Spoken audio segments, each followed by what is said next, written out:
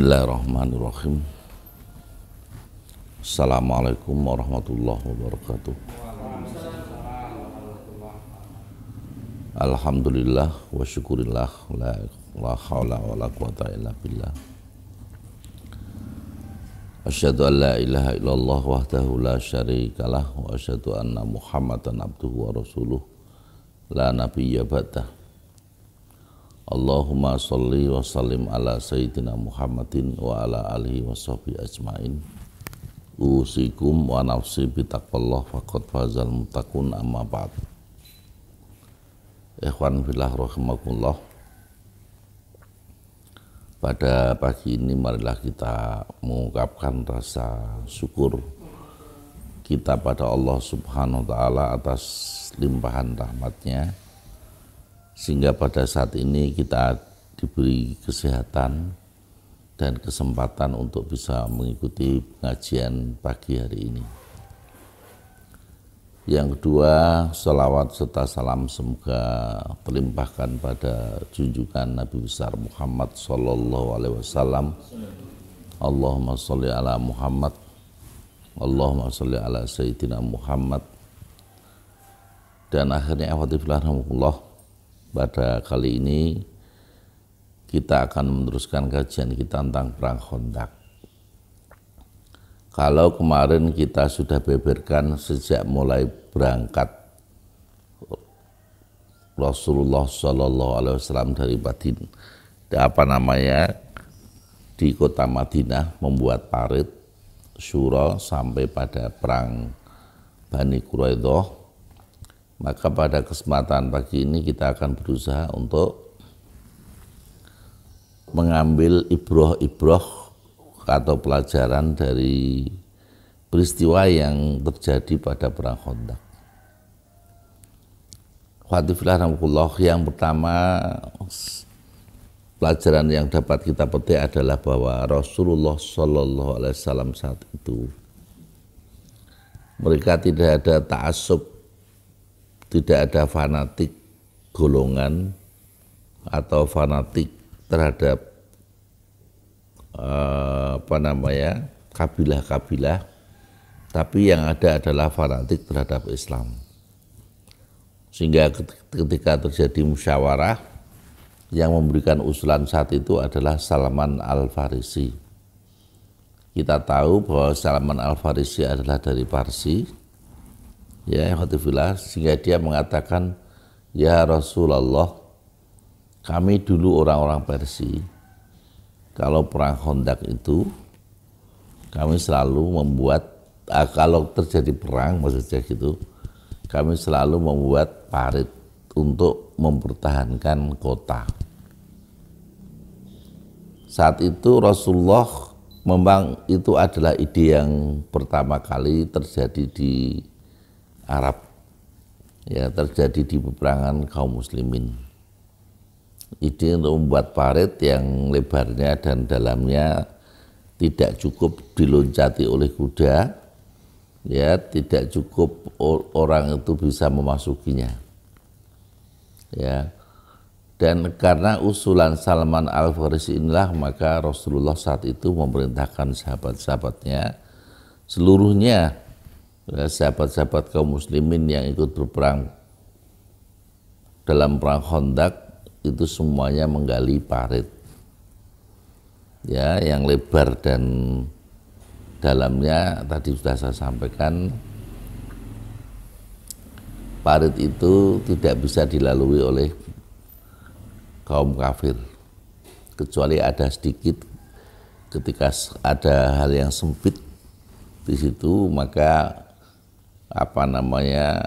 itu masih ada.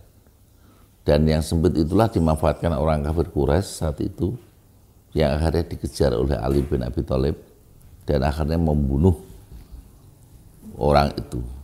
Dan itulah pembunuhan satu-satunya dalam Perang Khandaq. Perang yang cukup besar, ya, tapi tidak ada pembunuhan kecuali satu itu, karena orang kafir betul-betul berani melanggar masuk ke parit kaum muslimin. Nah, itulah yang pertama, bahwa Rasulullah saat itu sudah betul-betul menghilangkan ta'assub. Seperti saat ini mamanya kalau kita masih mengembangkan ta'assub itu ya, itu yang memimpin kok bukan orang Semarang asli, itu mamanya. Ya itu namanya ta'assub, masih ada rasa. Yang memimpin adalah orang yang disepakati oleh kaum muslimin. Nah kalau kaum muslimin sudah menyepakati dia, ya sudah, kita biarkan. Ya. Nah Rasulullah saat itu mas tidak ta'assub terhadap golongan, tidak ta'assub terhadap suku, tapi yang ta'assub terhadap Rasul terjadi adalah ta'assub terhadap nilai-nilai, ta'assub terhadap Islam itu sendiri. Ya, ini yang pertama yang perlu kita ambil pelajaran pada saat itu. Yang kedua, ya, panglima perang itu atau pimpinan harus ikut bekerja. Ya, maksudnya seperti Rasulullah ikut serta membuat parit. Pimpinan itu tidak hanya berada di meja saja, suruh masuk aja. Adiknya itu siapa itu? Ya, bahwa pimpinan itu tidak hanya di bawah meja saja, ya, tapi mereka harus turut serta ikut mempersiapkan pasukan, ikut mempersiapkan peperangan. Maka pimpinan saat itu Rasulullah ikut juga membuat parit. Ya, alhamdulillah. Ya, kesederhanaan Rasulullah Sallallahu Alaihi Wasallam, maka dia tidak canggung untuk memegang alat-alat penggali, gitu ya, ikut menggali parit tersebut. Bahkan Rasulullah Sallallahu Alaihi Wasallam adalah solusi ketika saat itu kaum muslimin menghadapi problem kesulitan, ada batu-batu besar yang susah untuk dipecahkan. Maka saat itu Rasulullah turun. Nah itulah waktu. Jadi memang seorang panglima itu ya memang harus turun, dia bersama-sama pasukannya saat itu. Ya ini dicontohkan oleh Rasulullah, ya bahwa seorang pimpinan itu memang jangan sampai kita terjebak pada model-model sekarang, pimpinan hanya berada di meja saja, ya, tetapi pimpinan itu memang harus ikut mempersiapkan segala sesuatunya. Nah ini pelajaran yang kedua, ya, dari perang Khandaq, karena Rasulullah SAW ternyata memang ikut turun, ya, ikut turun kepada ikut membuat parit saat itu. Yang ketiga tadi sudah saya sampaikan, bahwa seorang pimpinan harus bisa menjadi solusi, ya, jalan keluar. Ya, saat itu ada keluhan-keluhan dari para sahabat yang mendapati ada batu yang cukup besar yang susah untuk dipecahkan, ya, ada beberapa tempat, ya, di penggalian parit itu. Lalu Rasulullah saat itu minta sahabat peralatannya, coba sini, ya. Dan Rasulullah akhirnya memecahkan batu tersebut, ya. Memang kaum muslimin mendapati tidak bisa tidak kecuali ini adalah Rasulullah yang melakukannya. Dan betul bahwa itu merupakan bagian dari mukjizat Allah pada perang Khandaq, yaitu Rasulullah memecahkan batu yang sangat besar sekali. Ya, saat itu Rasul kan mengatakan Bismillahirrahmanirrahim, Allahu Akbar. Satu, dia akan mengatakan ini istana ini akan kita kuasai besok. Lalu dia memukul batu itu lagi, Bismillahirrahmanirrahim, Allahu Akbar, istana Parsi besok akan kami kuasai, dan seterusnya. Nah itulah Rasulullah. Di samping saat itu terjadi, satu itu merupakan mukjizat, yang kedua itu merupakan nubuah. Ya, nubuah Rasulullah. Artinya sesuatu belum terjadi, tapi Rasul sudah mengatakannya. Ya, bahwa Parsi akan tunduk, gitu ya, dan Majusi juga akan tunduk, dan singgasananya itu akan dimanfaatkan oleh Rasulullah Shallallahu Alaihi Wasallam. Lalu ikhwati fillah rahimakumullah, yang keempat, gitu ya, maksudnya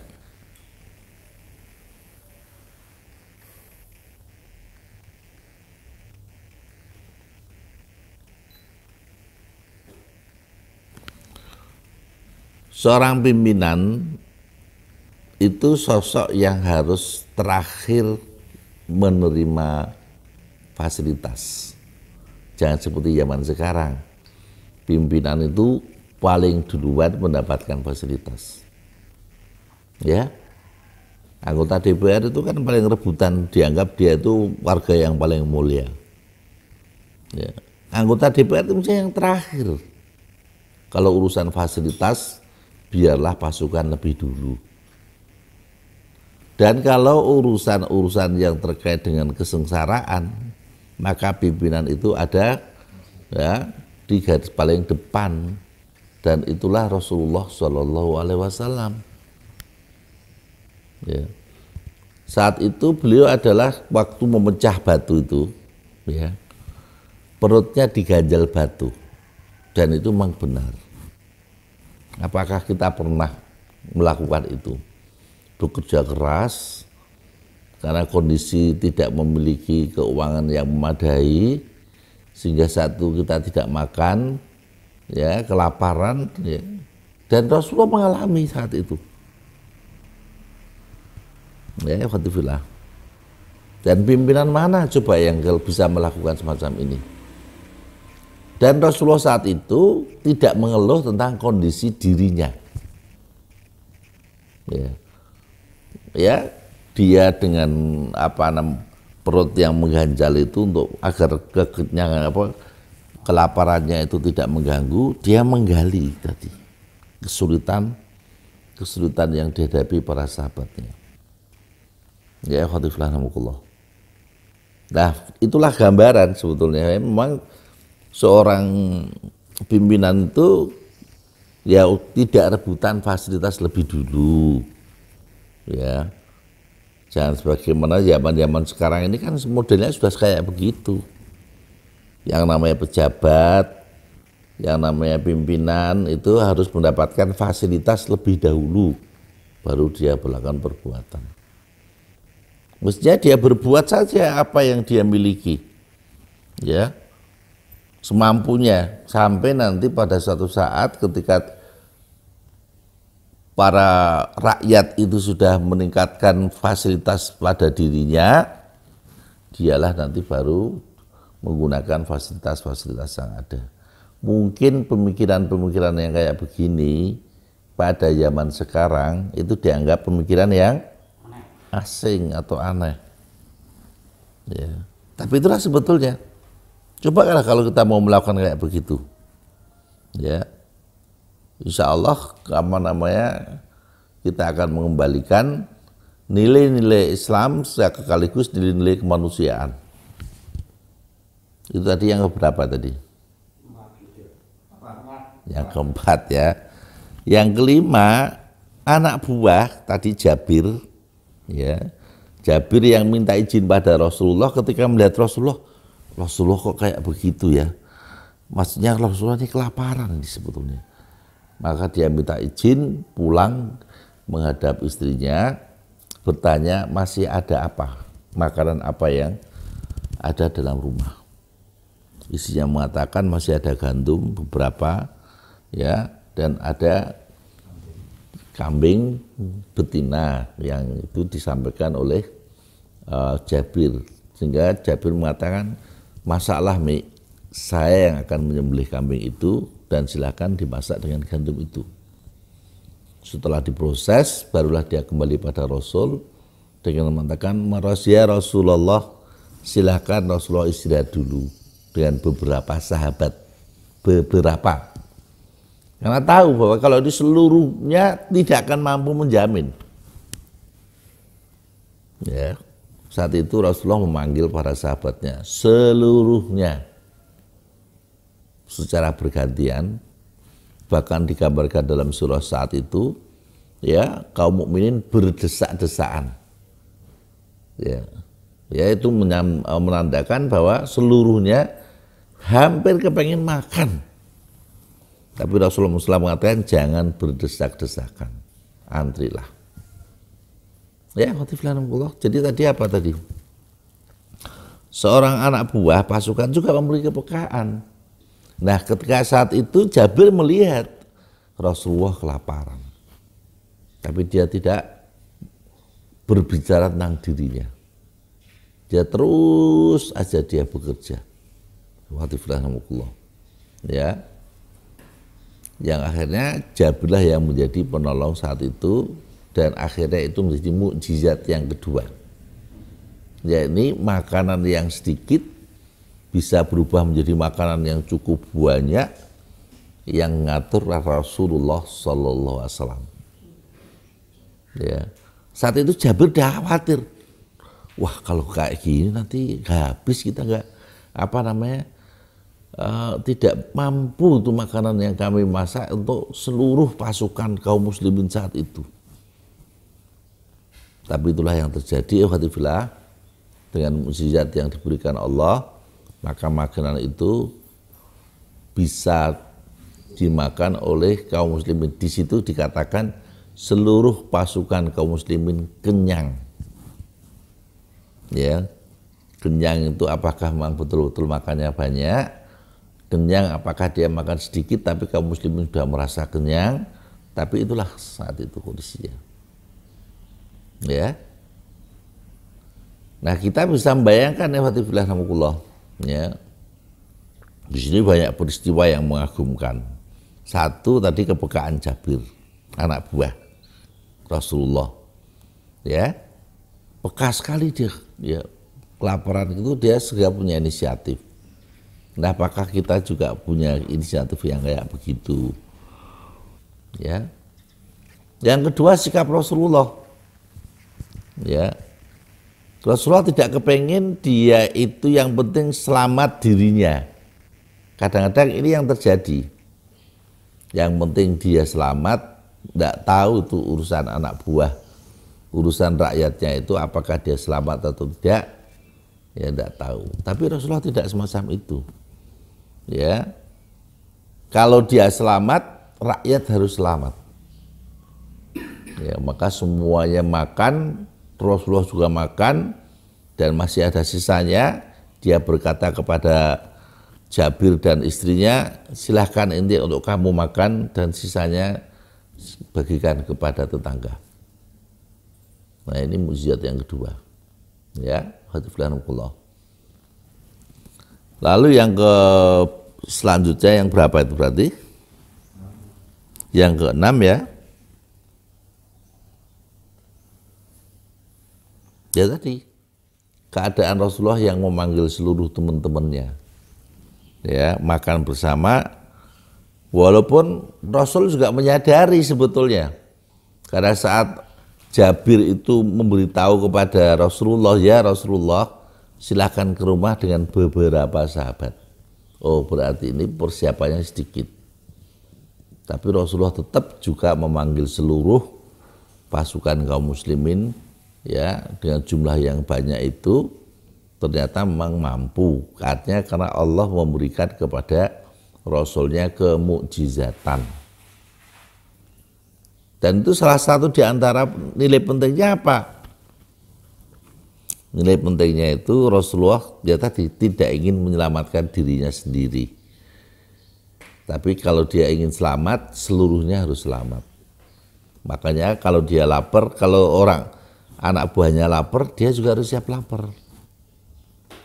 Ya, makanya tadi ketika Rasulullah mengganjal perutnya dengan batu itu sudah dan Rasulullah tidak mengatakan itu. Ya. Tidak mengatakan saya ini lapar sehingga saya ganjal perut saya, tidak pernah mengatakan semacam itu. Yang mengerti bahwa Rasulullah itu semacam itu ya ketika perang Khandaq itu Rasulullah mengatasi persoalan yang dilaporkan oleh beberapa kaum muslimin yang tidak bisa memecah batu itu, dan akhirnya Jabir minta izin pulang, ya. Nah, tadi proses semuanya sudah terjadi, dia kembali lagi ke tempatnya itu. Ya, alhamdulillah. Ini merupakan sebuah keluar biasaan Rasulullah dan sekaligus kemukjizatan yang diberikan Allah kepada Rasulnya. Ini yang mukjizat yang kedua dalam perang Khandaq.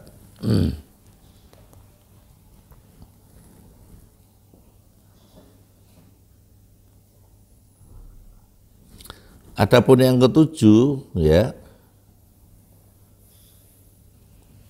Rasulullah Shallallahu Alaihi Wasallam berinisiatif, ya, bagaimana dia mengirim utusan. Ya, jadi sebagaimana kita ketahui bahwa perang Khandaq itu lamanya hampir 20 hari. Ada yang mengatakan 24 hari, ada yang mengatakan 1 bulan. Lama berarti ya. Tapi Rasulullah tidak diem. Ya, dia berusaha coba tolong lihat kondisi orang-orang kafir Quraisy saat itu. Memang kondisi saat itu menakutkan. Ya.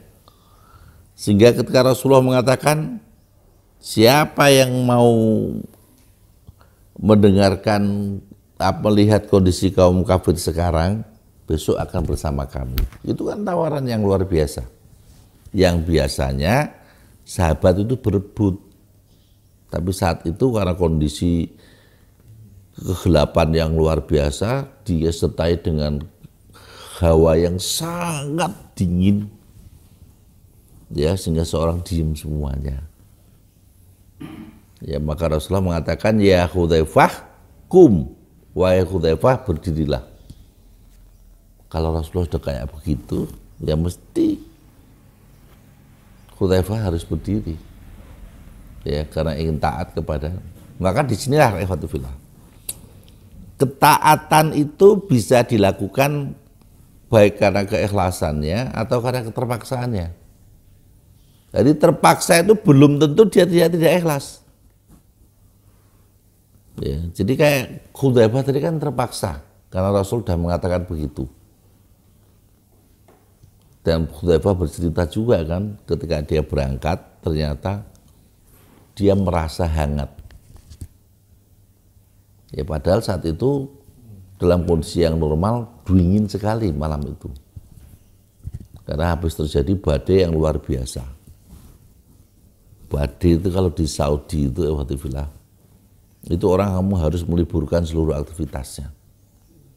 Ya, di samping pasir berterbangan sampai tinggi begitu ya.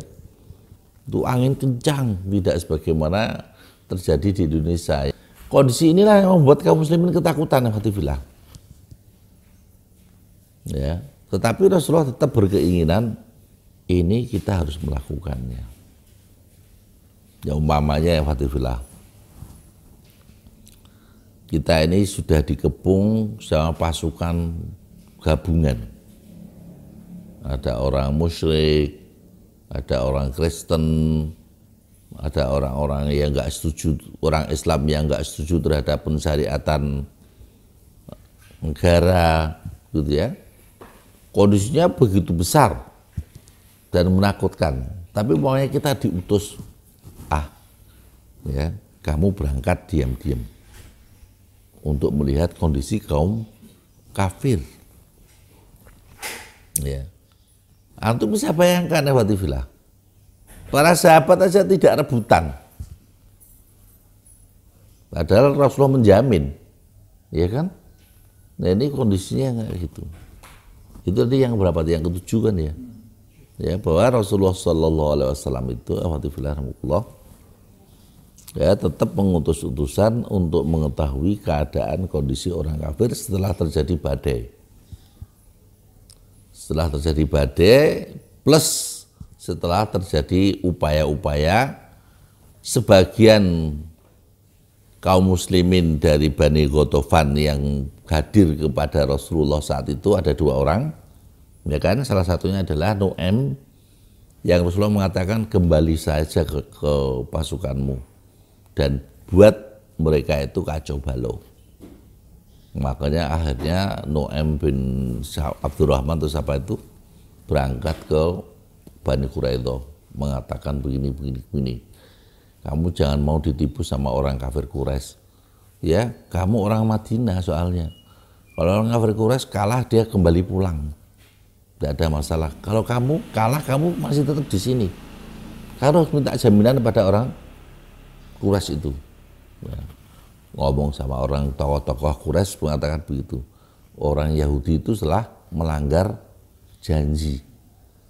Ya, dia sudah balik kepada Rasulullah kembali, gitu ya. Maka dari itu kamu kalau berbicara sama orang Yahudi harus minta jaminan. Ya. Lalu dia bicara sama orang Ghatafan dan kabilah-kabilah kecil yang saat itu ada. Nah setelah itu orang kafir Quraisy kan, ya, sebagaimana yang antum sadari kemarin saya ceritakan, orang kafir Quraisy itu mengutus orang kepada orang Yahudi. Benarkah Yahudi sebagaimana dikatakan Nu'aim itu? Ternyata begitu dia ngomong, oh benar ternyata, Nu'aim benar. Maka dia kembali menyampaikan kepada orang Quraisy itu, ya. Maka terjadilah perpecahan internal mereka. Zaman sekarang model kayak begini kan dilakukan kan.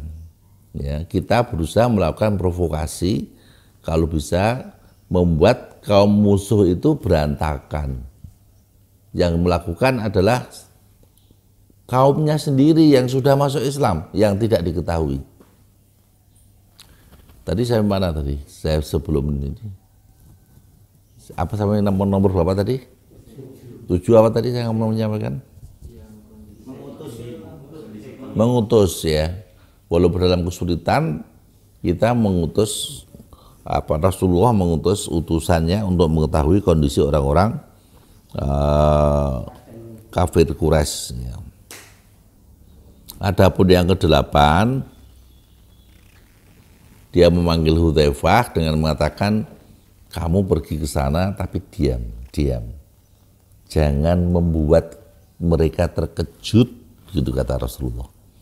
Yang akhirnya akan menyulitkan pasukan kaum muslimin. Udah diam saja.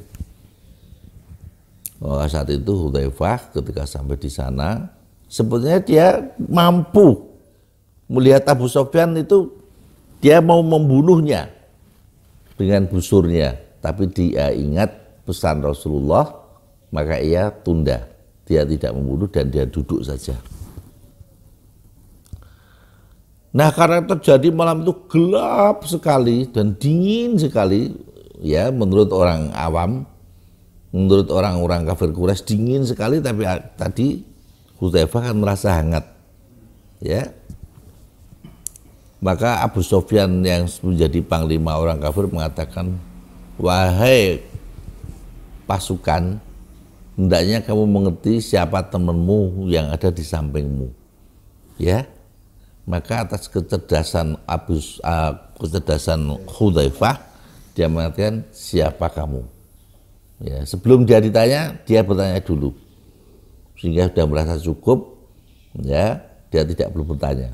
Jadi sampai akhir Abu Sufyan tidak diketahui, ya, sehingga kaum musyrikin itu pulang karena jengkel dengan orang Yahudi, jengkel dengan orang Bani Ghatafan yang tadi dianggap saling mengkhianati.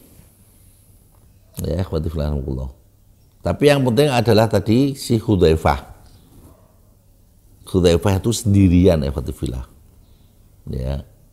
Jadi Hudzaifah saat itu dia adalah berangkat sendirian untuk mengetahui kondisi kaum kafir Quraisy. Jadi ini zaman sekarang itu disebut dengan ini adalah spionase, ya, intelijen.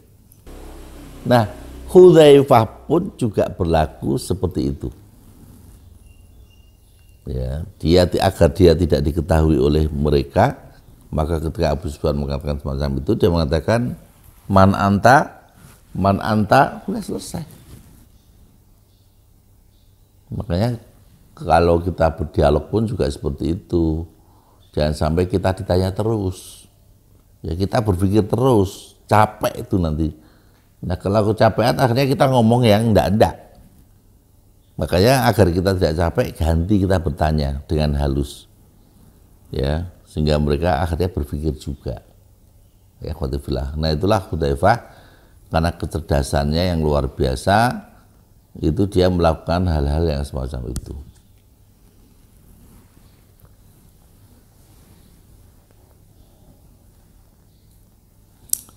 Yang kesembilan, jadi ini adalah latar belakang turunnya ayat ya. Ketika kita itu bersama Rasulullah SAW dalam urusan bersama, contoh pengajian, itu kan urusan bersama. Contoh kita mendengarkan nasihat-nasihat Rasul, itu adalah urusan bersama. Maka Allah berpesan agar kita itu minta izin kalau kita sedang punya hajat yang lain. Ya, rahmatullah. Ya, maka itu di dalam Al-Quran ada. Ya, Al-Quran itu mengatakan semacam itu, khotifillah. Ya, dalam surat apa itu yang kemarin saya sampaikan itu. Jadi hendaknya kita itu kalau sedang bersama dengan pimpinan, bersama-sama dengan panglima dan seterusnya, atau apapun sebutannya, ya mintalah izin kalau kita itu sedang punya keperluan yang lain. Dan izin itu juga dilakukan oleh Jabir. Ya, tapi setelah dikasih izin Rasulullah, maka setelah urusannya selesai dia kembali. Ya, kembali kepada Rasulullah. Jangan sampai kita karena perasaan kita ini orang banyak, mungkin kita juga berpikiran Rasul pun pimpinan tidak akan tahu kalau satu orang pergi. Ya, kita pergi saja. Ini salah satu tertib dalam agama. Ya, tertib yang diajarkan Rasulullah, akhlak yang diajarkan Rasulullah, agar kita ini perjalanan acara itu jadi tertib. Kalau kita minta izin ke belakang, ya ke belakang, setelah itu kembali lagi. Ya, khotifillah. Ya. Nah, itulah tadi yang ke-9, yaitu kalau kita mengerjakan sesuatu, hendaklah minta izin kalau kita punya keperluan. Jangan kita tidak meminta permintaan izin sebagaimana orang-orang munafik. Ya. Adapun yang ke-10, Rasulullah saat itu juga menggunakan nilai rasa, atau mungkin dalam bahasa kita nilai psikologis, yaitu saat Rasulullah mendengar desas-desus bahwa orang Yahudi Bani Quraidah itu berkhianat. Maka dia mengutus Ali bin Abi Thalib, Zubair bin Awam untuk coba tolong itu selidiki.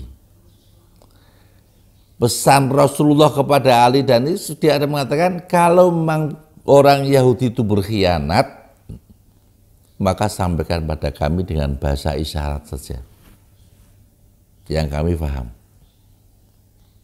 Tetapi kalau ternyata orang Yahudi itu tidak berkhianat, masih bergabung pada kita, maka itu sampaikan secara terbuka. Ya, ini aspek psikologis namanya.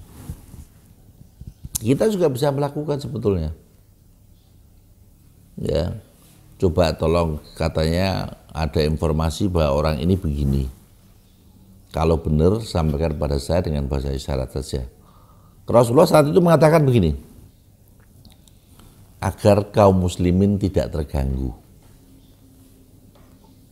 Ya, coba bayangkan kalau ternyata memang Bani Quraidah itu berkhianat, ya, dan dia melaporkan itu kepada Rasulullah dengan cara yang keras umpamanya, suara yang keras jelas dan seterusnya, dan itu didengar oleh sebagian kaum muslimin, kan kaum muslimin akan ada nilai rasa turun, ya kan? Tapi Rasulullah mengatakan saat itu, ini sebuah itu terjadi pada 15 abad yang lalu, ya Watifullah, ya, yang mungkin dalam kondisi sekarang digunakan, tapi ini terjadi pada 15 abad yang lalu Rasul sudah memperhatikan aspek-aspek yang semacam ini.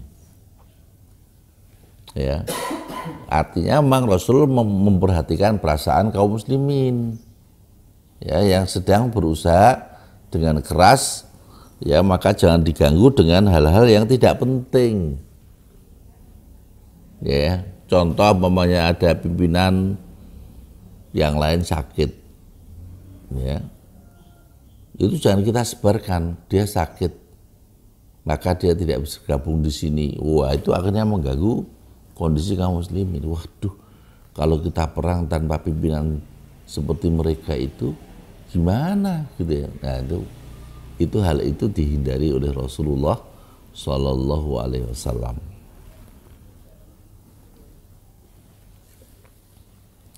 Lalu yang ke-11, Alhamdulillah,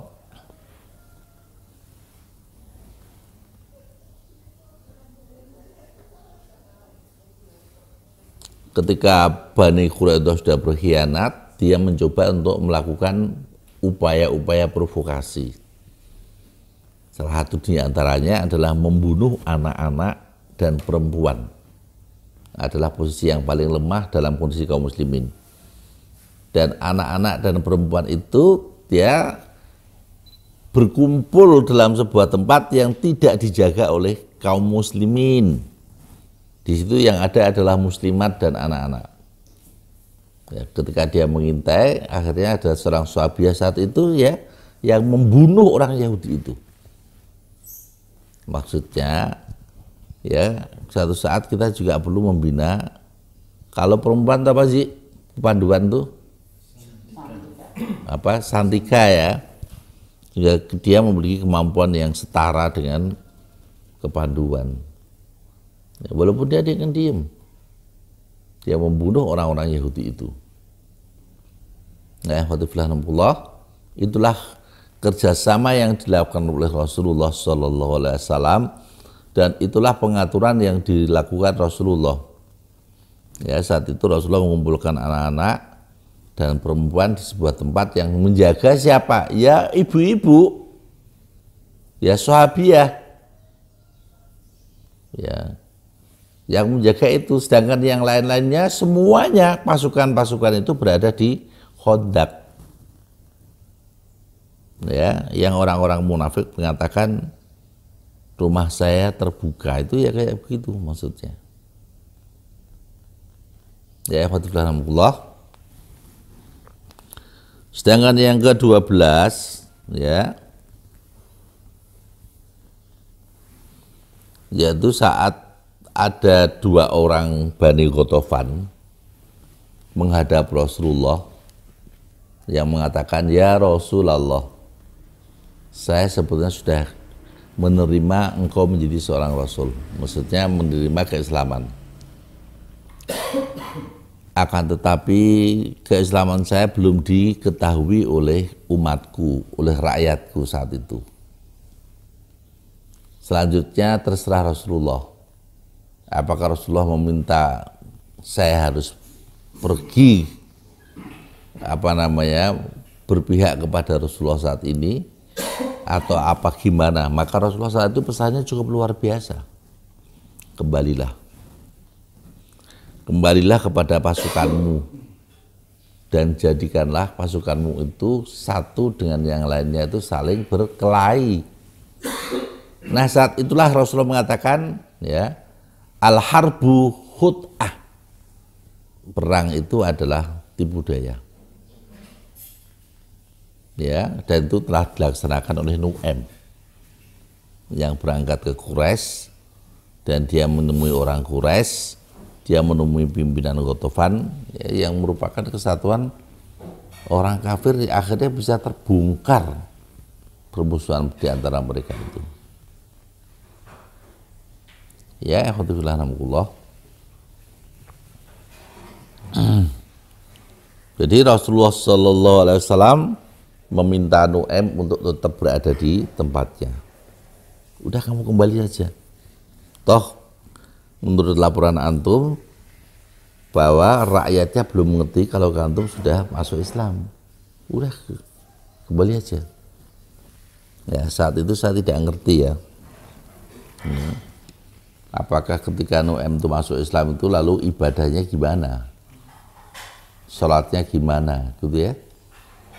Ya tentu itu sudah dipikirkan oleh Nu'aim. Ya, Nu'aim seorang intelijen yang mampu memporak-porandakan pasukan besar, pasukan Ahzab. Ya. Yang ke-13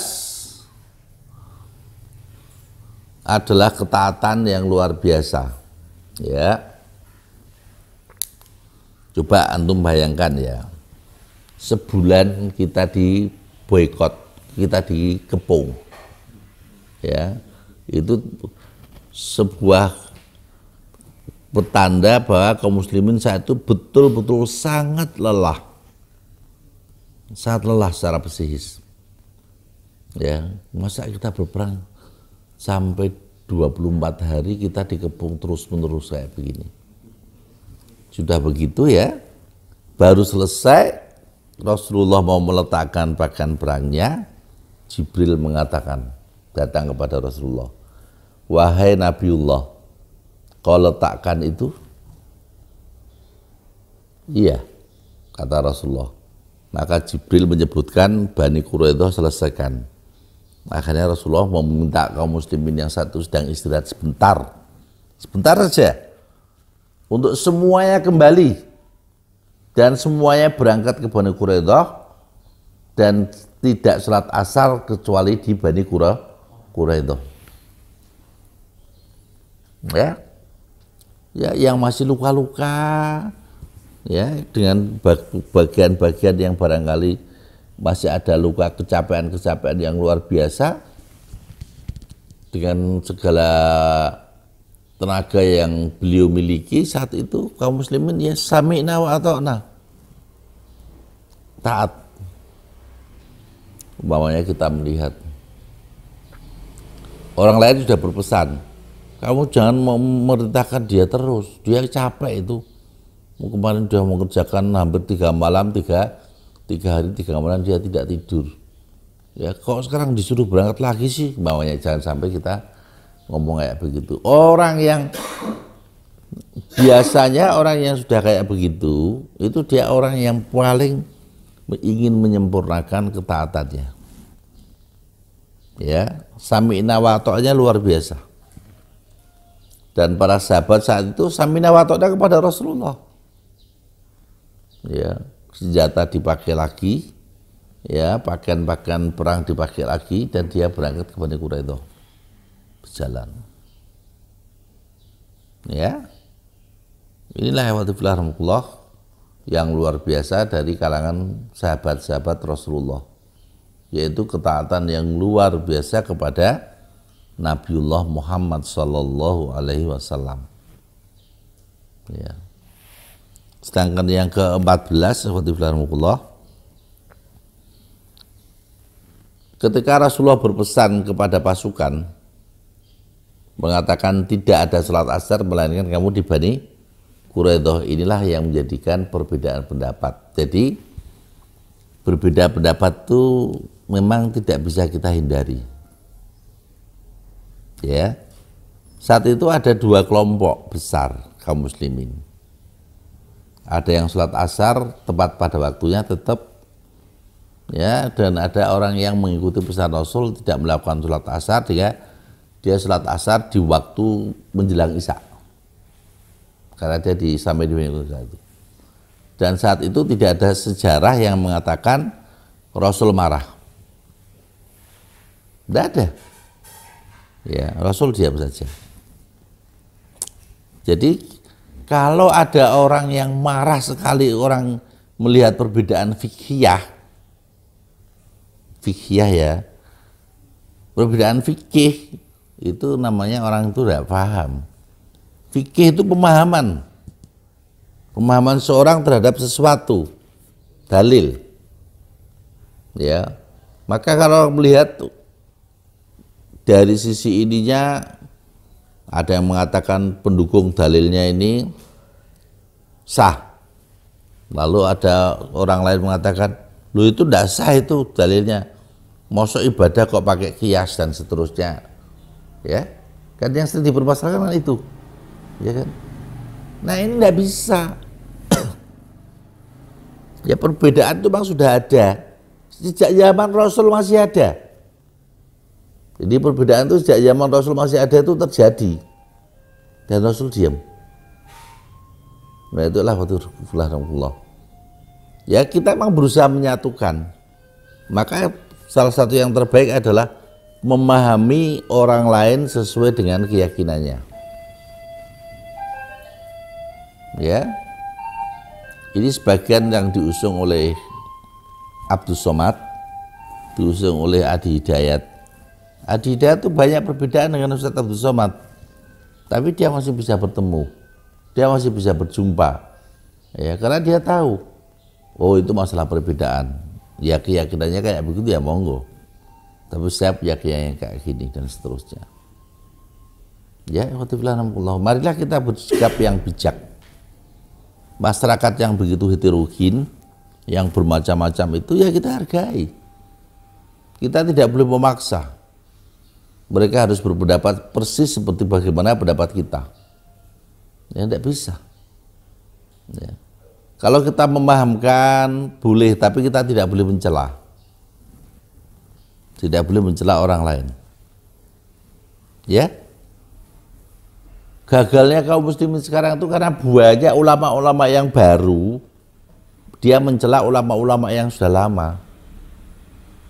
Kayak Imam Ghazali. Imam Ghazali itu kan sudah disepakati oleh ulama-ulama saat itu kan menjadi Hujjatul Islam. Dengan karya yang paling fenomenalnya adalah Ihya Ulumuddin. Ya kan? Tapi kita tahu, Ihya Ulumuddin sekarang kan digugat. Ya. Dianggap hadisnya banyak yang salah dan seterusnya. Tapi nilainya luar biasa sebetulnya itu. Ya, jadi artinya ikhwatifillah, kalau kita melihat sejarahnya kayak begini, itu kita jadi harus paham. Memang perbedaan pendapat itu sesuatu yang asli itu sebetulnya. Ya, bagian dari tabiat manusia. Yang memang berbeda-beda kecenderungannya. Ya, orang yang punya kecenderungan fikih begitu ya. Ya, melihat ada perbedaan sholat tarawih 1:11 yang 1:23 aja sudah kencang banget. Tapi orang yang memiliki persamaan akidahnya kuat, dia akan mudah memahami. Kalau toh dia tidak melakukan, ya tidak apa-apa. Ya, kalau dia melakukan karena ingin menghormati juga nggak apa-apa. Ya, ini saya pesankan betul pada antum semuanya karena sebagai anak muda, ya yang sedang berjuang di tengah-tengah masyarakat, maka ketahuilah masyarakat itu heterogen, pandangan-pandangan fikihnya. Ya, kita harus menghormatinya kalau memang kita tidak sepakat. Sebagaimana kalimat-kalimat yang muncul dari Imam Syahid Hasan Al-Banna saat itu. Ya, dia mengatakan, marilah kita bekerjasama dalam hal kita sepakat antara dua orang itu.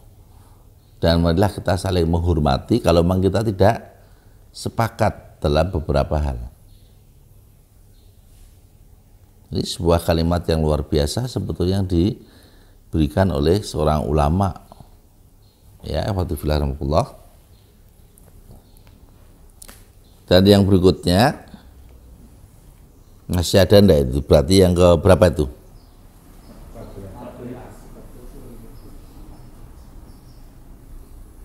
Yang ke-14 ya. Ya tadi perbedaan tadi ketika Rasulullah mengatakan jangan sholat asar. Ya. Nah itulah yang jadi pegangan kita dalam mengarungi kehidupan bermasyarakat, kehidupan beragama. Jadi keberagamaan kita itu salah satu di antaranya ya seperti ini. Ya. Makanya kalau begitu muncul ada orang berpendapat begini, ya, lalu dia membenci, mengolok-olok orang berpendapat yang berbeda, permulaannya dia seperti menang.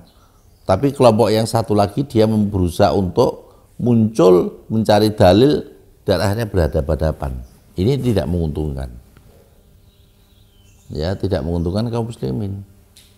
Walaupun untuk sebetulnya dialog kecendekiawanan sih boleh, tapi itu kan diketahui masyarakat banyak yang menjadi masalah itu. Ya, maka dari itu silakan antum memilih, ya, apa yang antum yakini benar. Enggak apa-apa, antum kunut juga enggak apa-apa. Yang tidak kunut juga karena prinsipnya enggak masalah juga. Ya. Nah, saya rasa itu pada kesempatan pagi ini yang dapat kami sampaikan. Alhamdulillah, kita belajar dari peperangan Khandaq yang memiliki nilai-nilai yang semacam itu. Tentunya masih banyak nilai yang tidak kami sebutkan, yang barangkali kami tidak mampu untuk melihatnya. Ya, saya rasa itu. Alhamdulillah. Dan kalau ada pertanyaan silakan, atau ingin menambahi silakan. Monggo Pak Subhan. Tadi masalah buat dan ramalan forecasting berkaitan dengan pemecahan batu. Dilanjutkan dengan surat Agung bahwa nanti Persia Romawi akan kalah. Nah, perang salib menang kalah. Sekarang posisi kan kita kalah. Betul? Posisi kita kan sekarang kalah. Iya, iya. Tapi kecenderungan dan fenomena yang ada di Eropa dan Amerika, populasi muslim yang terus bertambah. Nah, itu apakah nanti peperangan fisik atau non fisik ya nanti? Ya bisa jadi dua-duanya. Bisa jadi peperangan fisik, ya, ketika terjadi benturan yang luar biasa yang tidak bisa dihindari. Bisa jadi kekuatan pemikiran, ya, kita dominan dan seterusnya. Dan itulah tilkal ayyamu nudawiluha bainan nas. Ya. Bahwa pergiliran manusia itu dipergilirkan. Seperti roda itu ya. Ada yang di bawah, ada yang di atas. Dan itu akan terus-menerus. Kita kadang-kadang menang, kadang-kadang kita kalah dalam perang Uhud. Ya. Tilkal ayyamu nudawiluha bainan nas itu kan saat perang Uhud. Untuk agar kaum muslimin itu tidak gelo banget-banget. Ya kalau saat ini kamu kalah, ya biarin aja. Ya dalam sebuah ayat surat Al-Baqarah atau surat berapa itu, bahwa kalau kamu luka, ya mereka juga luka. Nah, tapi kamu tuh lebihnya adalah walaupun kamu luka, kamu masih berharap kepada Allah yang tidak mereka harapkan. Mereka tidak berharap kepada siapapun. Maka dengan demikian kita tuh tetap memiliki nilai plus. Ya, menang kalah tidak ada masalah. Makanya perang itu bukan masalah menang kalahnya. Ya, prosesnya. Karena kaum muslimin pernah menang, pernah kalah. Tapi sering menangnya memang. Ya, saat Rasulullah Sallallahu Alaihi Wasallam berdakwah semacam itu. Terima kasih Pak Subhan. Yang lainnya? Ya nggak ada ya. Kalau nggak ada, mari kita tutup, kita akhiri perjumpaan kita pada kesempatan pagi ini dengan doa kafaratul majlis. Subhanakallahumma wa bihamdika asyhadu an la ilaha illa anta astaghfiruka wa atubu ilaik. Wassalamualaikum warahmatullahi wabarakatuh.